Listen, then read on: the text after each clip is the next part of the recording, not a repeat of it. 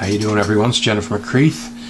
It is Saturday, January 15, 2022. We're going to talk a little tennis today because the Australian Open is just about a day away from kicking off the main draw. And I've got my draw sheet here, and it's pretty tough to preview the men's draw when the number one seed's participation is still in doubt. Especially when that's a number one seed who's so far above the field that I'm sure the odds makers would have him at even par. Novak Djokovic versus the field. And I guess it's a good time to talk about the debacle that's been going on between Novak Djokovic, the Australian Open, and the Australian government. They can't seem to figure out whether he should be allowed in the country or not. And we've been dealing with COVID-19 for 2 years, and the vaccine policies and procedures should be fairly straightforward. If you're not vaccinated, either you're in or you're out. You got a medical exemption or you don't. It shouldn't matter whether it's Novak Djokovic or Joe Blow. And it's not a good look for any of the parties involved. I don't know all the specifics behind the scenes, so I'm not going to point blame. But none of these parties come out looking good in this. I'm sure the sports betting organizations out there are furious. How do you lay money when you don't even know whether the top players are going to be in the draw or not? Here's the first quarter of the men's draw. You got Djokovic there, penciled in as the 1. Sonego 25, Monfils 17, Guerin 16, Norrie 12, Busta 19, Alcaraz 31, and Berrettini at 7. Any other dangerous floaters in that section? Yeah, not really. Query, good player but past his prime. Sebastian Korda, there's a guy that could go far. Fucsovic, can never count him out. Bublik, he's won some events, but nothing at this level. Tommy Paul's in there. Kukushkin, he's had a nice run to get through the qualies. Kecmanovic's a tough player. If Djokovic plays, though, he should probably have no trouble getting through this section of the draw. But if he doesn't, wow, then what happens?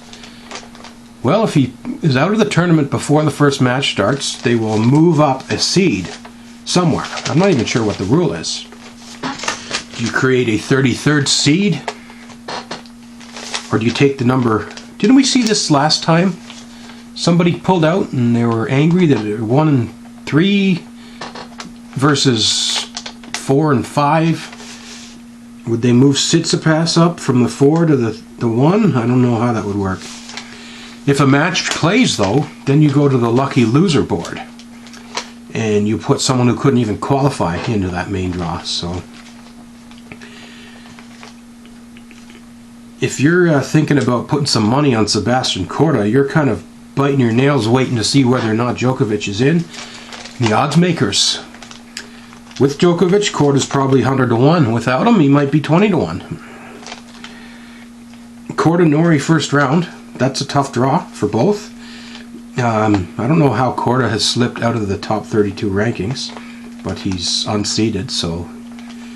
Norrie, 12? Really? Good player.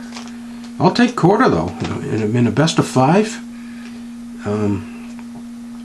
Berrettini, he's had a great couple of years, very consistent player.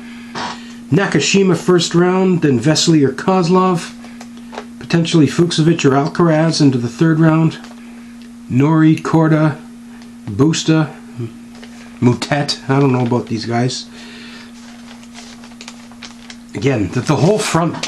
I mean, we don't. Let's just look at page 2. A little more confident picking some of these guys. Zverev the 3, Nadal the 6. Ooh, Nadal's down to 6. And again, you've got Djokovic and Nadal in the top half of the draw. Federer's not here. So that means, what do they call them? The big 3, the big 4? If Wawrinka's not playing, Murray's playing, but he's not top 10 anymore. Zverev, Lloyd Harris, Opelka, Shapovalov, Hurkacz, Karatsev, Khachanov, Nadal. That's a tougher list of seeds there. The Djokovic quarter has a lot of clay quarters in there. Zverev, consistent. Opelka, Shapovalov will be an interesting third round match. Holger Rune is in there. Kevin Anderson's in there. Feliciano Lopez still going. Hurkacz, Wimbledon finalist on the bottom half of page 2. Kokonakis just won a 250. He's in there. Karatsev just won a 250. He's very good.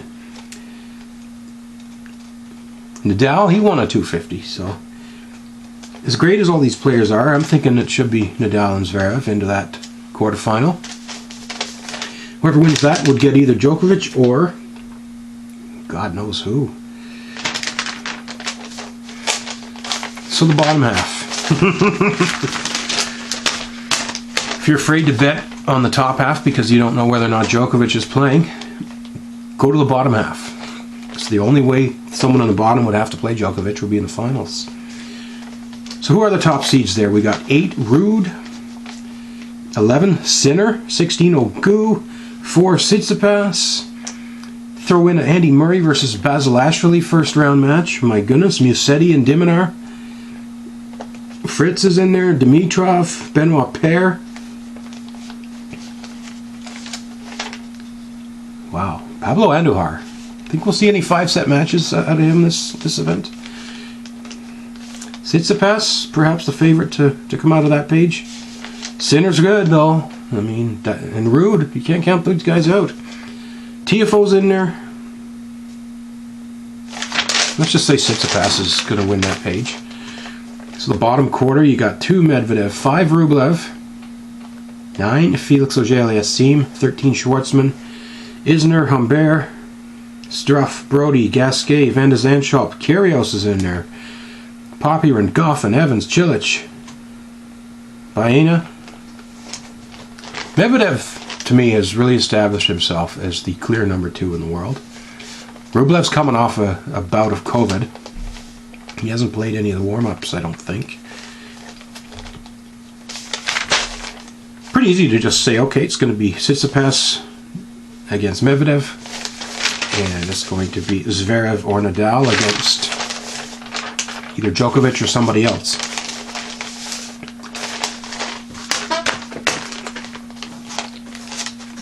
The top players in the ATP seem to be miles ahead of the field.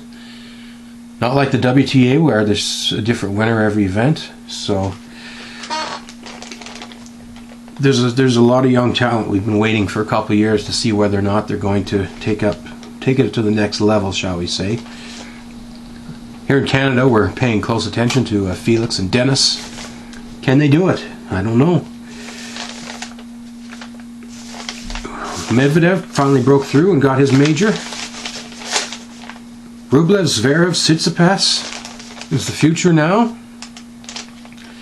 Are they ready to step up to the plate and win that maiden slam?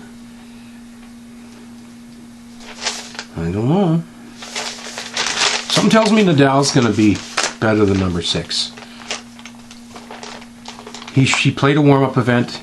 He played very well. Unlike Djokovic, he hasn't had to go through a media circus or a detention center.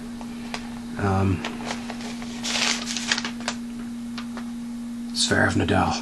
Wow. In the heat of the moment, in a big semi-final, who's going to be nervous and who's going to have nerves of steel?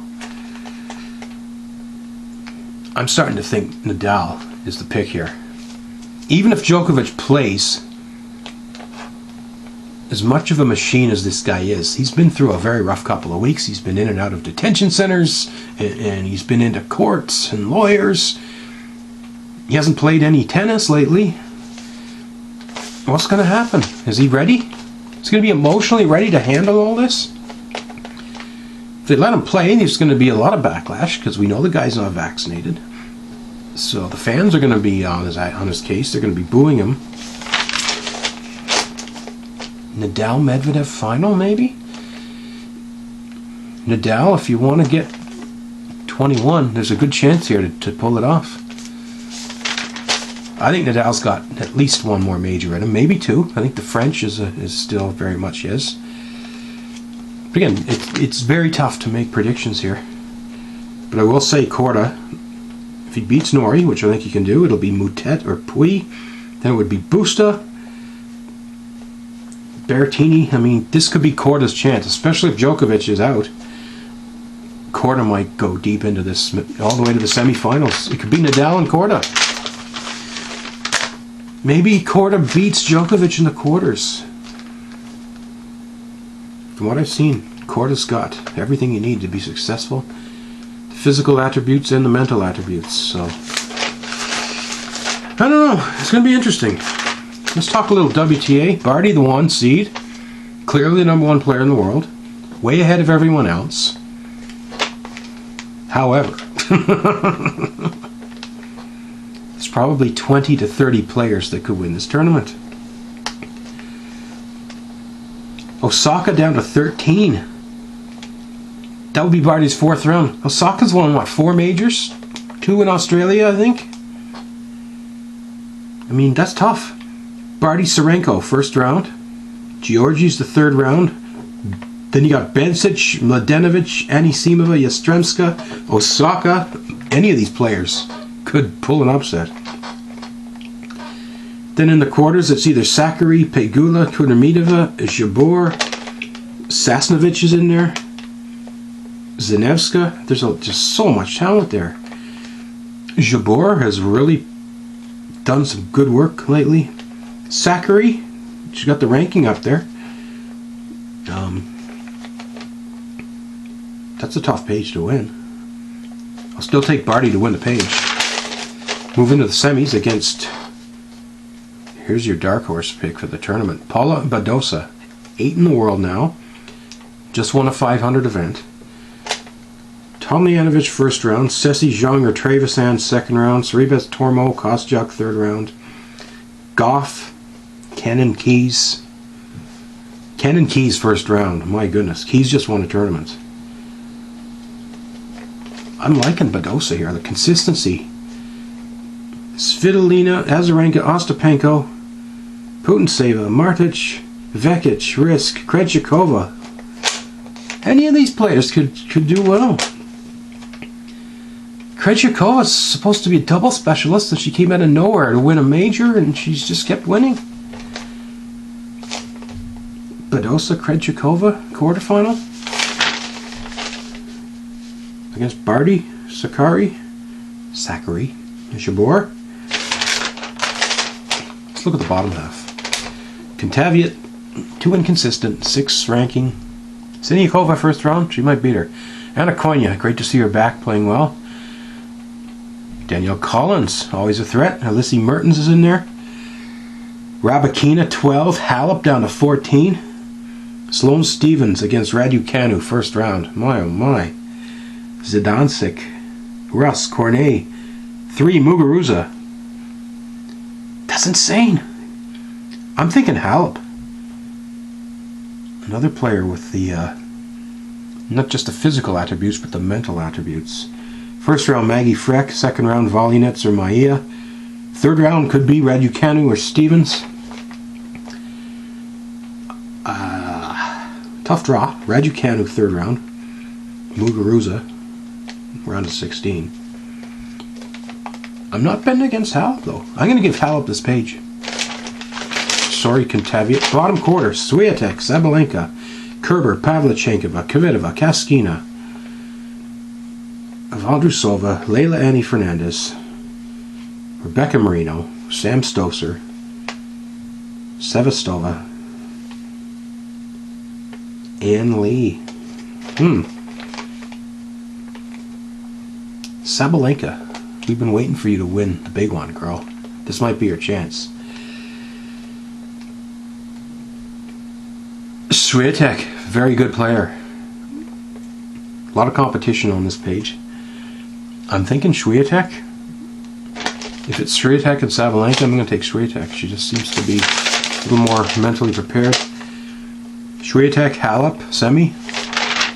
Woo. Badosa, Barty, final four. So who wins the tournament? I think you gotta go with Barty. Barty and Nadal. How's that? But yeah, it's gonna be interesting. It's gonna be fun to watch. And everything I said is probably, you can just throw it in the garbage because my predictions always suck. Anyway, enjoy the tennis, everyone.